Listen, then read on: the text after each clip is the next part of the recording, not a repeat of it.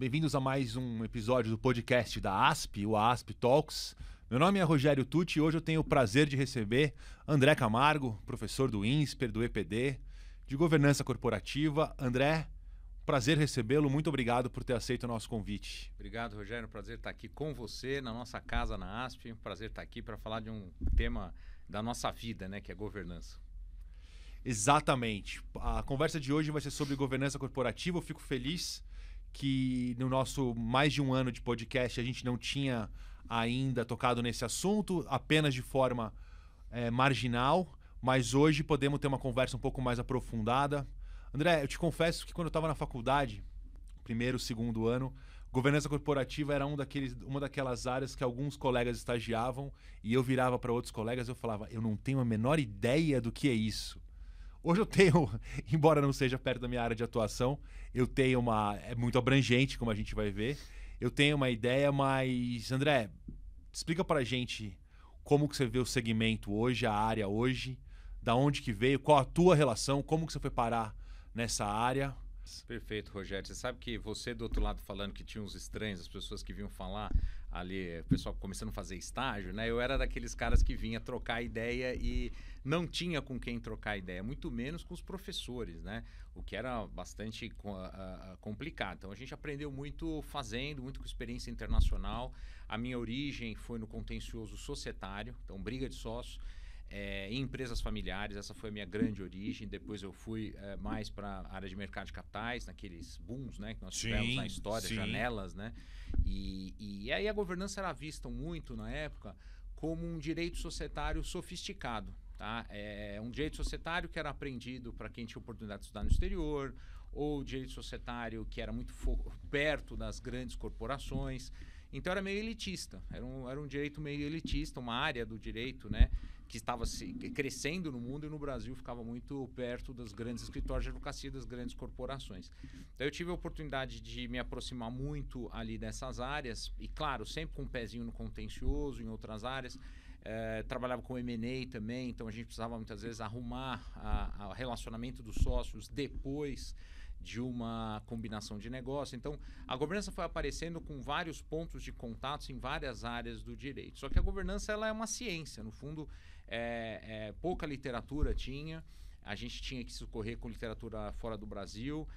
Quem dominava o assunto era o pessoal da administração, o pessoal da contabilidade, o pessoal de outros ramos das ciências. Então, a gente ficava um pouco meio órfão, né? Era um direito um pouco... parecia snob por um lado, né? Metade do que se falava era inglês. Uhum. Então a gente também teve uma certa dificuldade de fazer essa nova área ser compreendida primeiro pelos clientes e pelos colegas. Mas eu acho que isso nos últimos tempos essa distância foi diminuindo. Vimos discussões de governança muito na regulação de mercado de capitais mais recente. O protagonismo de algumas entidades, como por exemplo o IBGC, Instituto Brasileiro de Governança Corporativa. Eu que até recentemente presidi lá o IBRADEMP, a gente também trouxe esse assunto para as grandes instituições de fomento a estudos no Brasil. E a gente começou a aumentar também o intercâmbio, né, das áreas e a governança começou a ser mais palatável. Do mesmo jeito que o Estado tem uma rediscussão do seu papel, as organizações também têm rediscussão sobre o seu papel. Qual que é o papel das organizações? Produzir riqueza para o sócio ou produzir riqueza para todos, além do sócio? Então, essas foram discussões que foram crescendo ao longo do tempo e sempre em paralelo com as discussões jurídicas. Por isso tem vários pontos de contato, governança com o direito. Entendi. No mercado de capitais, que foi talvez a área que mais tenha no início dessa história... o efeito seja mais saliente, assim, existe um nível de governança para estar na Bolsa e mesmo na Bolsa existem outros níveis de governança. Como que funciona? Excelente pergunta. A gente tem dois tipos de governança, né? Você tem a governança regulada, aquela que é prevista em lei, regulada pelo Estado, e especialmente em setores regulados, especialmente companhias abertas, instituições financeiras, seguradoras. A gente tem novos tipos sendo criados, a SAF, né? Sociedade Anônima de Futebol. Nós temos regras de governança, por exemplo, na Lei de Recuperação de Empresas, como uma ferramenta de soerguimento, né, da empresa em crise. Então, a gente tem várias áreas que foram, de alguma forma, regulando os preceitos da governança, que a gente pode comentar daqui a pouquinho.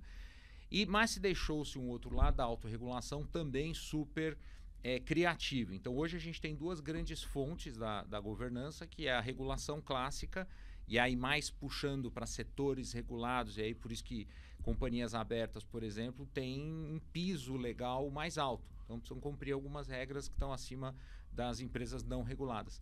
Mas também existe o lado da governança, que esse inclusive é o que eu gosto mais, que é aquele que a gente está muito mais próximo da autorregulação. Cada organização, pública ou privada, grande ou pequena, independentemente do setor em que atue, ela pode construir o próprio sistema de relacionamentos com as suas partes interessadas, que nós chamamos de stakeholders. Então, o que seria a governança? A governança é um grande sistema de relacionamentos, uma rede de relacionamentos. Se a gente for fazer um pé com o lado contratual, é uma rede contratual que se estabelece para uma organização cumprir alguns objetivos. Primeiro, ser eficiente, ganhar dinheiro, se destacar, ter produtividade, lucratividade. Então, a parte da eficiência. Outra é cumprir a regra, cumprir a lei. Então, o próprio sistema de governança, ele nasce para que a gente tenha, por isso que o compliance se liga muito bem aqui. Então, um bom sistema de governança, ele serve para que a organização esteja sempre cumprindo as regras aplicáveis. O terceiro grande objetivo da governança é trazer o que a gente chama de integridade. É eu confiar na tua empresa, Rogério, olhando o sistema decisório, como é que as decisões são tomadas, como é que as coisas são feitas. Será que eu vou trabalhar para você, te fornecer um crédito? Será que eu vou contratar com você? Qual o grau de confiança? Existe ali o valor chamado integridade. Mas o grande valor da governança é a soma dessas três primeiras. É a legitimidade. Quão confiável é a organização. É mais do que cumprir a regra, é mais do que ser eficiente e é mais do que ser íntegro. É você literalmente se posicionar como legítimo. As pessoas confiam na organização porque acreditam que ela está fazendo aquilo que ela promete. Então, existe uma questão de expectativa. Então, as grandes empresas, as grandes marcas, elas têm um sobrevalor porque, além de ela cumprir regra, além de ela ser eficiente, além de ela ser íntegra, ela inspira a confiança de todo mundo. Então, a governança ela foi evoluindo para esse lado. Por isso que o direito é super importante, porque não existe uma organização que você fala, nossa, ela tem boas práticas de governança, se ela descumpre o piso legal. Então, olha que curiosa a sua pergunta. Quanto mais alto o piso legal, mais expectativa eu crio dessas partes interessadas, consumidor, trabalhador, meio ambiente, todos os stakeholders, e essa distância ela vai diminuir. Então, eu tenho que criar na autorregulação uma certa gordura. Essa gordura, para mim, é a governança corporativa real, que é aquilo que você faz acima do mínimo legal. Além da lei. Porque o piso legal, nós advogados, quando orientamos clientes, a gente fala assim, não, cumprir a lei já basta. Não vamos nos comprometer. Menos é mais. O pessoal de governança fala, não, vamos além. Para o advogado se pergunta, posso? Para a pessoa de governança você pergunta se deve. Veja, há uma diferença de... Nunca tinha parado para pensar nisso, que interessante. Por isso que eu acho que é uma oportunidade para a advocacia. A governança, ela cria um sobrevalor além do que a gente faz muito bem, que é verificar a legalidade das coisas. Outra coisa é você verificar a legitimidade das coisas. Por exemplo, quem trabalha com governança trabalha muito com outras áreas da empresa que não o departamento jurídico. Trabalha com o pessoal de finanças, trabalha com o time, por exemplo, de comunicação, assessoria de imprensa, pessoal de companhia aberta trabalha com comunicação ao mercado, relações com investidores. Então, por exemplo, trabalhos que a gente faz, a gestão de crise, por exemplo. Uma empresa está em crise, ela precisa reconstruir as suas relações com terceiros e ela precisa usar as ferramentas de governança para restabelecer a crise. Por isso que em recuperação judicial a governança cai como uma luva. Uma empresa que perdeu todo o seu crédito, perdeu todas as suas capacidade creditícia, né, de busca de alternativas, ela olha para si, ela se reinventa, ela começa a repensar os seus relacionamentos, a sua forma de se posicionar, até a forma pela qual ela contrata, né? Porque às vezes as empresas elas contratam de um jeito, mas se, por exemplo, ela pensasse que hoje faz bonito na foto, ela tem uma política de diversidade. Ah, não, mas é bonito também ela cumprir certos critérios de proteção climática, ambiental. Então, essa nova leitura de relacionamentos é o que a governança propõe. E existem duas governanças. A restaurativa, né, quando você tem um problema, uma crise. Infelizmente, nós estamos numa fase que isso é mais comum. Sim. E a gente tem a governança da promoção. Então, por exemplo, quando tem uma abertura de capital, um M&A, uma sucessão, por exemplo, bem planejada de uma empresa familiar, aí dá para a gente trabalhar a governança promoção, né, não a proteção. Então, a governança ela se liga quase com todos os ramos do direito. E a gente tem um trabalho muito bacana lá no EPD, no INSPER também, de fazer estudos com alunos para tentar fazer essas correlações, porque a governança ela tem uma dificuldade de comunicação. Eu faço essa ressalva e a meia-culpa aqui. Porque se ela vem falando em inglês, se ela vem falando com uma linguagem mais de business, né? Olha lá, em inglês, o pessoal do direito fala, e aí nós com isso, né?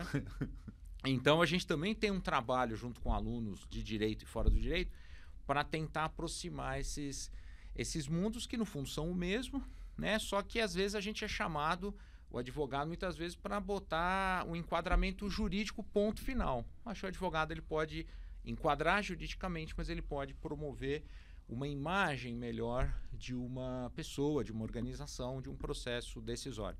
E é isso que a gente está tentando aí no nosso mundo acadêmico e profissional, fazer esses dois mundos, né? Por isso que a proposta hoje é fazer, quanto mais conexões a gente conseguir fazer aqui, melhor entre essa governança, que parece uma coisa misteriosa e não é, com o direito que, querendo ou não, acho que está batendo um pouco na trave, né? A gente está vendo aí o direito sendo visto muito com custo, né? Vamos chamar um advogado, vamos resolver, a pessoa põe a mão na cabeça. Não. A gente está promovendo também a sua família, a sua empresa, os seus relacionamentos. Então, existe ali uma questão por trás do risco jurídico, existe também uma questão de imagem. Existe uma questão em que a gente pode contribuir com uma visão não só legalista. E as faculdades, como você falou, até hoje pecam por não trazer, mesmo as faculdades de administração, economia, Sei.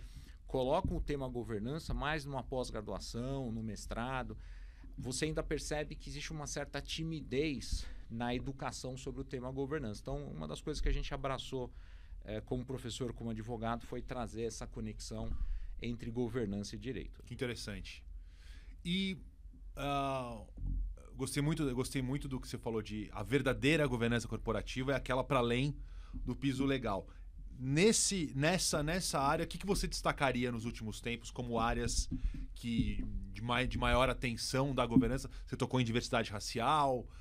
Que mais que você tem lidado na tua atividade aí para aumentar a integridade e a legitimidade das empresas? Boa, excelente pergunta, Rogério. A gente está até trabalhando linhas de pesquisa e linhas de atuação para expandir essa sua pergunta, né, a resposta a ser mais ampla ainda. Mas eu até destaquei aqui nas minhas anotações pelo menos umas 8 conexões bem bacanas, que eu acho que o teu público aqui, o público do Asp Talks, vai conseguir traduzir isso em algo mais tangível. Vamos pegar, por exemplo, direito do consumidor. Você pega uma empresa que tem inúmeros relacionamentos, agora que está tudo praticamente no mundo online, digital. A zona de atrito é muito grande, então a governança pode te ajudar, por exemplo, a estruturar canais de comunicação com consumidores, ombudsman, saque, outros tipos de canais e poder organizar isso num sistema de atendimento a um consumidor que traga credibilidade, não só solução jurídica. Eu posso transformar um problema numa oportunidade. Então, a gente também aí trabalha muito com essas conexões, por exemplo, com o direito do consumidor. A gente já viu, inclusive, decisões, né, no campo do direito do consumidor e que valorizam a boa governança com o consumidor, nesse relacionamento com o consumidor, como até mitigador de responsabilidade. Então, isso já tem chamado bastante atenção. Outro campo bacana para quem trabalha com empresas familiares. A empresa familiar, família já tem tensões naturais, quando mais empresas familiares a tensão pode ser muito maior. Então, a governança ajuda, por exemplo, a organizar os relacionamentos, separar as esferas de propriedade, família e empresa, dar um pouco de ordem, né, nas tomadas de decisão, separar o risco da família do risco da empresa. Um divórcio não atinge a empresa e uma falência não acaba com a família. Então a gente consegue ali na empresa familiar colocar uma certa ordem ali nos relacionamentos. Outro é o próprio uso da tecnologia, né? Eu vi que tem vários episódios aqui falando em tecnologia, é um dos temas da nossa geração. Inclusive aqui. O último, se não me engano, é? Então, e vários, né? Não é só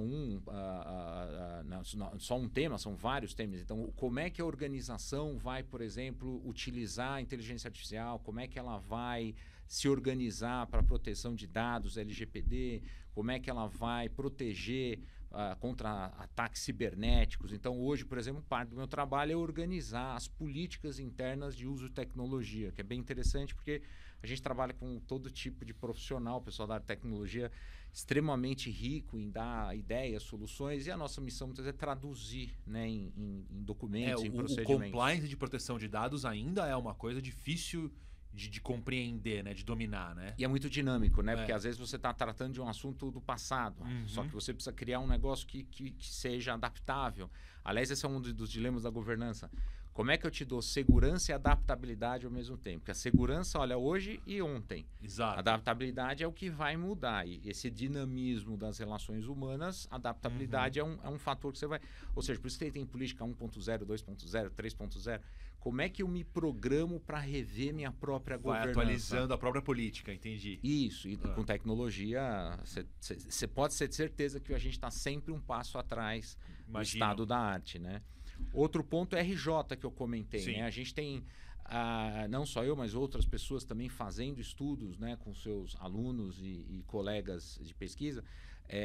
Eu já trabalhei em empresas em recuperação judicial reconstruindo a governança. Empresas que hoje estão saudáveis porque ninguém acreditava no soerguimento delas. E hoje você melhorando a governança dela, melhorando conselho, melhorando políticas, melhorando as decisões tomadas, a credibilidade começa a retornar. E imagino que isso seja potencializado ainda mais nas empresas cuja crise veio de corrupção, né? E escândalos, Não, e é interessante porque todo mundo fala, mas é difícil. Não, eu falo que a governança nesses casos é mais fácil, porque você não tem... O chão já está lá. Então é que nem quando você for ao fundo da piscina, você bate o pé no chão, você sai para cima, né? Você sobe. Então a recuperação de empresas, eu falo que é um campo muito importante para a governança, porque você consegue, com poucas medidas, ter grandes resultados. Eu trabalhei em uma recentemente em que ela, apesar de aberta, a companhia aberta, ela estava em recuperação judicial. Ela anunciou um projeto de governança, a valorização delas foi absurda. Nós tivemos casos durante a pandemia, por exemplo, que a empresa estava inoperante e só com as mudanças de governança ela retomou valor de mercado. Então, há vários exemplos já de que governança e recuperação de empresas têm conexões aí bem bacanas. Outro tema que eu acho que certamente próximos ASP Talks vão tratar é a reforma tributária, que agora finalmente foi regulamentada. A gente chama isso de governança tributária. Como é que a gente organiza a organização, né, a empresa, né, a atividade econômica, para receber Na verdade, nós vamos ter que cumprir 3 regras ao mesmo tempo. Nós temos a antiga, a transição e a futura. Então, eu preciso organizar processos internos, matrizes de risco, políticas internas. Eu preciso organizar as tarefas da organização, os processos decisórios. Será que eu preciso montar um comitê tributário? Será que eu preciso criar uma área específica? Então, organizar a inteligência sobre assunto, principalmente, imagina as obrigações acessórias, os erros aqui podem ser muito constantes, né? Como é que eu traduzo isso na contabilidade, né? Como é que a gente monta um comitê para avaliação desse tipo de processo? Então, a governança tributária, para mim, eu acho que é um dos grandes temas de 25 agora e para frente, nos próximos anos. Pelo que eu entendi, nós vamos ter uma janela até 2033, né, de adaptação.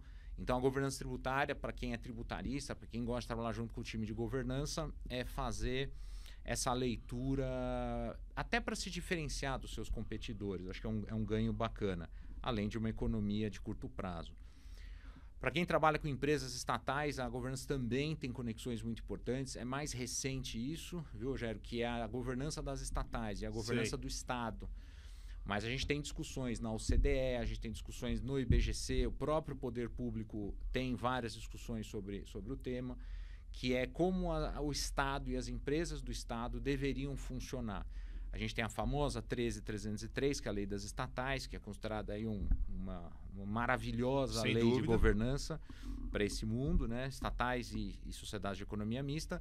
Existe um campo de conexão com o mundo do direito muito grande. Acho que muitos dos nossos associados aqui podem ter clientes e militar com empresas dessa natureza. Então, a governança ela tem aí E não sei se você sabe, Rogério, as empresas estatais são obrigadas anualmente a treinar todo mundo sobre governança, principalmente as lideranças que vão entrando, o famoso onboarding, ambientação.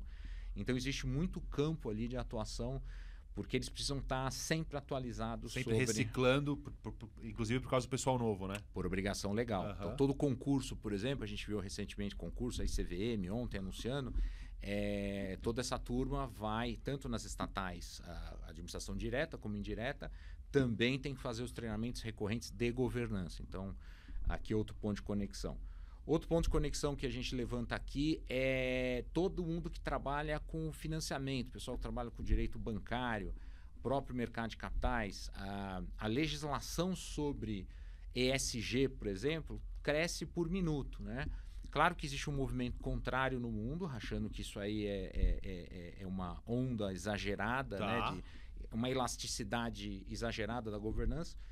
Mas, de qualquer maneira, todo mundo que mexe com financiamento trabalha a governança como uma ferramenta de análise de risco qualitativa. Então, por exemplo, eu vou emprestar dinheiro para você, para a sua empresa. Eu vou fazer uma análise do seu sistema de governança para saber como é que você vai cuidar do meu dinheiro, como é que você vai honrar com as suas promessas e como é que eu consigo te monitorar de fora para dentro. Então, todo mundo que trabalha com financiamento, crédito, seja mercado financeiro, capitais ou mesmo crédito privado, a governança é uma moeda importante porque ela se tornou muito ferramental na análise de risco. Então, quanto mais você dominar a governança, mais você vai entender o devedor e muitas vezes apoiar o devedor, instruir o devedor. Tem um mecanismo de governança que é muito, muito legal, que é o mecanismo do monitoramento do credor. Se o credor te monitorar bem, a tendência é que o devedor e o seu sistema de governança operem em alto nível. Por quê? Porque você tem uma pressão externa sobre você, né? E todo mundo que gosta de direito civil contratual, acho que a governança ela tem conexões muito interessantes. A gente até escreveu um texto aí há algum tempo sobre a relação entre direito civil e governança. Quem gosta aí de boa-fé, por exemplo, estudar o princípio da boa-fé, a governança, como ela trabalha muito com expectativa, a gente tem muito uma correlação com o que a gente vê do direito mais moderno, civil, que é o direito função, né? Não importa o que está aí no contrato, importa o que você está fazendo e a sua intenção. A governança ela trabalha muito isso. Ela trabalha a conexão entre o escrito, o praticado e o esperado. Então, se a gente colocar isso em todos os nossos contratos, então, por exemplo, todo contrato poderia ter uma leitura de governança. Um relacionamento, os M&As, por exemplo. Você faz um contrato programando o contrato seguinte. Você pode plantar ali princípios, uma série de comportamentos. Qualquer normativo, qualquer declaração de vontade, qualquer contrato, em tese, poderia ter uma leitura de governança além da leitura jurídica. O que eu quero dizer com isso? Alimentada com princípios, por exemplo, integridade, transparência, equidade, responsabilidade social, que a gente poderia fazer uma comparação com função social. A gente poderia ter o princípio da sustentabilidade, que também fala com função social. Então, se a gente pegar os princípios de governança e muitas vezes colocar numa leitura de um contrato, de uma relação contratual, não precisa ser em setor regulado. Eu consigo potencializar a função daquele contrato. Aquele contrato ele tem uma lógica de dividir direitos e deveres, né, alocação de riscos, mas também de criação de expectativas. Então, eu espero, principalmente contratos de longo prazo, né? Você faz investimentos específicos, né? Uma série de coisas. Então, você consegue, em qualquer contrato, trazer uma leitura de governança. Então, eu numerei esses aqui, mas daria para a gente ficar horas aqui. Eu coloquei, acho que 8 pontos. E um ponto que eu estava esquecendo aqui. Todo mundo que gosta de formas alternativas de solução de controvérsias vai adorar a governança. A solução judicial, não tem nenhum problema com ela. Eu não sou daqueles que fogem do judiciário, né, de qualquer maneira. Não, o judiciário tem a sua função, tem a sua missão ali. Mas também existem disputas que você não precisa levar para o judiciário, principalmente aquelas que você quer reconstruir o relacionamento. A governança te ajuda a criar sistemas internos de solução de controvérsias sem precisar litigar. Falei de empresa familiar, mas qualquer empresa em que você queira ter mediação, por exemplo, de conflitos internos, a governança ela prepara você para uma conversa menos belicosa, mas também ela te prepara para a próxima conversa mais belicosa, porque uma vez que você esgotou as tentativas internas de solução, você está até preparado para uma disputa um pouco mais aguerrida no judiciário. Então, acho que a governança ajuda muito a gente a se entender. Roupa suja se lava em casa, né? Existe aquela ideia de que você também pode preservar as intimidades, você pode preservar, por exemplo, é muito comum hoje você fazer investigação interna em questões envolvendo assédio, são questões sérias. Você consegue hoje resolver internamente sem envolver o judiciário, preservando as partes e ainda punindo devidamente. Claro, quando extrapola para um crime, uma coisa muito mais séria, aí tudo bem escapar. Mas hoje você consegue, muitas vezes, resolver dentro de uma organização questões que poderiam manchar a imagem de muita gente e aí no final você ainda descobre que a pessoa não tinha culpa. Então, como é que você volta ao estado anterior e restaura a credibilidade? Então, é uma instância estrategicamente mais protegida. Não é perfeita, como nada no mundo, mas é uma forma também da gente solucionar questões de investigação interna. Isso é um campo muito legal da governança. A gente estava falando aqui no nosso aquecimento sobre corrupção e tal. Hoje, você ter um bom sistema de governança serve, inclusive, para você mitigar responsabilidades quando a empresa recebe uma punição e aí o Estado vem contra todo mundo, porque realmente precisa descobrir quem é o culpado, e aí você, como organização, mostra a sua investigação interna, a sua apuração, se ela tiver sido bem feita, com credibilidade, com grau de independência, né? Você consegue apontar o dedo para aquele que foi culpado e também resguardar aqueles que, porventura, possam ser dragados por uma investigação midiática. Então, existe ali um lado muito interessante que é a solução interna de controvérsias, que também ajuda a solução externa, a judicial, a própria investigação, o Ministério Público, polícia, etc. Muita coisa interligada, né? Exato. Não, mas muito interessante e faz todo sentido. Eu que sou do direito civil, esse ponto que você tocou é a pura verdade. A boa-fé objetiva não deixa de ser um padrão de conduta. A governança, como você mesmo explicou, para além do piso legal, é um padrão de conduta também. E aí, em cada segmento, por comparação, você pode estabelecer parâmetros de transparência, informação, sustentabilidade. É muito interessante. Imagina você que é um civilista, coloca ali, você pega no site da empresa contra a qual você está atuando, promessas, cuido de gente, não minto, falo a verdade é o nosso valor maior. Exato. Você pega as declarações públicas feitas em sites institucionais, publicidades e tal, você fala, mas na prática é outra coisa. E aí você tem um problema no contrato e quando você vai ver na prática não tinha nenhum mecanismo para nem estimular que os colaboradores... É isso que se fala do washing, né? Que é você fazer propaganda enganosa, você induzir pessoas a contratar com você, a fazer, inspirar a pessoa a estar com você e depois, na hora H, ela não te entrega na altura e na qualidade que bem... Então, essa lógica de criação de expectativa que percorre civil e consumidor, a gente estava falando, na mão de um civilista como você fala, isso aqui parece brincadeira, né? Você me prometeu mundos e fundos, eu paguei... Porque a governança tende até pagar mais, né? Pelos serviços e produtos de uma empresa com governança. Na prática funciona assim. Ainda pagou a mais. O custo é maior. Porque manter a governança, Rogério, é caro. Sim. Uma empresa sem governança pode fazer um preço módico. Mas uma empresa com governança, ela vai ter que recompor os custos investidos nos sistemas internos. Então, a tendência é ser mais cara. E o público é mais exigente. E aí essa quebra de expectativa pode ser muito, muito maior. É por isso que se fala que a quebra de expectativa numa companhia aberta, num banco, ela é muito maior. Os grandes escândalos de governança, curiosamente, acontecem com as empresas que você menos espera. Porque você praticamente relaxa. Você fala, eu não vou ficar fazendo investigação aqui sobre a empresa tal SA, porque ela tem CVM, ela tem bolsa, ela tem não sei o quê, todo mundo está olhando. Para que eu vou fazer minha investigação independente? E eu faço o alerta para quem acha que ter governança o sistema de governança é a prova de balas, né? Você pode ter um sistema maravilhoso, você pode cumprir todas as regras e todas as recomendações de autorregulação, mas quando a turma quer aprontar, Rogério, a turma faz. Então, as fraudes corporativas, você vê claramente que existe pessoas sofisticadas no meio, gente que entende do riscado, sabe manipular tanto essa imagem positiva, quanto sabe ir pelos caminhos que não se, os pontos cegos das organizações. Então, por isso que a governança é muito próxima dessa área de investigação, de gestão de crise, soluções de controvérsias, porque ela ajuda a te enxergar o campo cego que você não tem visibilidade na organização. Ela tende a expandir essa sua gestão do que está acontecendo. Na prática, o que você vê nos teus clientes? Como que funciona o organograma assim, do setor de governança? Talvez varie bastante.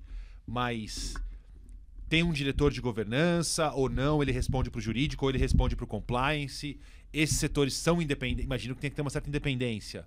Ou não, eles ainda estão dentro do jurídico? O Brasil é muito diferente dos Estados Unidos e da Europa. Como que você vê isso? Excelente pergunta. A gente tem as chamadas melhores práticas num desenho de como deveria ser a área de governança. E a gente tem a vida como ela é, né? O que dá para fazer com o dinheiro que a gente tem hoje, né? Então, quanto mais independente a área for, seja sob ponto de vista orçamentário, de voz mesmo, né? A gente tem algumas situações, por exemplo, a própria Petrobras, que passou por muitos escândalos e tal, ela conquistou uma coisa que pouca gente sabe, que é o diretor de compliance ter poder de veto, né, em decisões. Então, você tem situações ali que evoluíram muito. Você tem empresas de destaque, por exemplo, Renner, tem algumas que ganham muitos prêmios, tal, que são sempre ali liderando as boas práticas.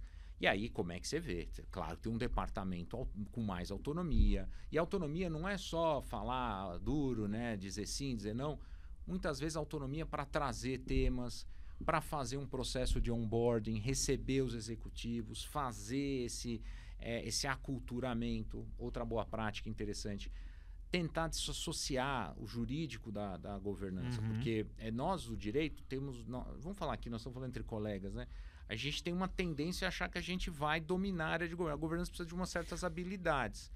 Então, o advogado mais belicoso, beligerante, talvez não consiga migrar para a governança. Vai ajudar, mas talvez a pessoa de governança é uma pessoa que precisa rodar as áreas da empresa, precisa ter... e muitas vezes a gente confunde compliance com governança. Compliance é uma parte da governança. Então, eu precisaria evoluir. Então, qual seria o modelo zero? Tudo junto e misturado. Jurídico que faz compliance, que faz governança, né? Uma pessoa, um departamento que resolve tudo. Com o passar do tempo, e aí, por isso que é uma questão de custo-benefício, porque você vai ter que, quanto maior a empresa e maior a dificuldade, mais regulado for o setor, tanto mais você vai desenvolvendo a área. Qual que seria o modelo ideal? A gente teria a governança atrelada ao conselho de administração, tá?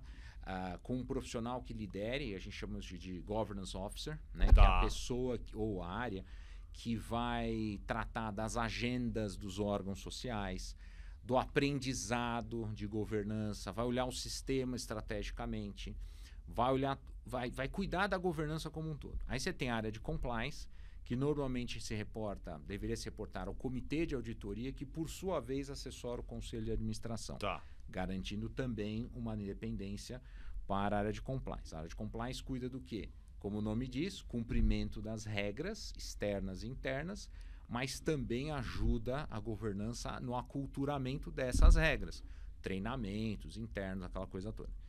E o jurídico, e aí é uma questão muito filosófica, né?